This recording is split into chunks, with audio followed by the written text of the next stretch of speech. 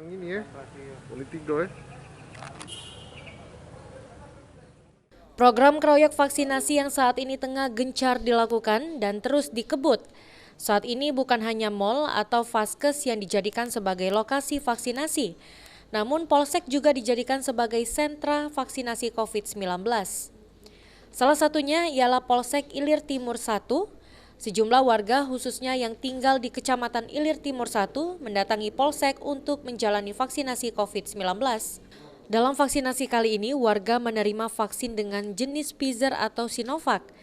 Menurut Kapolsek Ilir Timur 1, AKP Ginanjar alias Sukmana, sejak dibukanya beberapa waktu lalu hingga saat ini jumlah warga yang jalani vaksinasi di Polsek IT1 telah mencapai 7.000 orang. Polsek IT1 sendiri dalam vaksinasi kali ini melibatkan personilnya melakukan upaya jemput bola ke lapangan agar warga yang belum divaksin bisa dibawa ke Polsek guna jalani vaksinasi. Untuk di Polsek sendiri kurang lebih sudah hampir 7.000 sampai 8.000 orang di sini. Ini jenis vaksin yang digunakan apa? Untuk jenis vaksin yang digunakan beragam mulai dari Sinovac ya sampai ke AstraZeneca. Dan apakah kita juga melakukan jemput bola mungkin untuk warga masyarakat? Untuk teknis kami sendiri, kami ada sistem bertahan yaitu kami buka gerai di Polsek.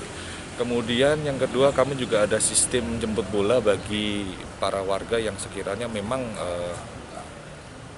sangat sulit untuk melakukan mobilisasi ke sini, terutama para pedagang kaki lima, kemudian tukang parkir dan warga-warga yang sekiranya memang membutuhkan vaksin itu namun untuk perjalanannya terlalu jauh.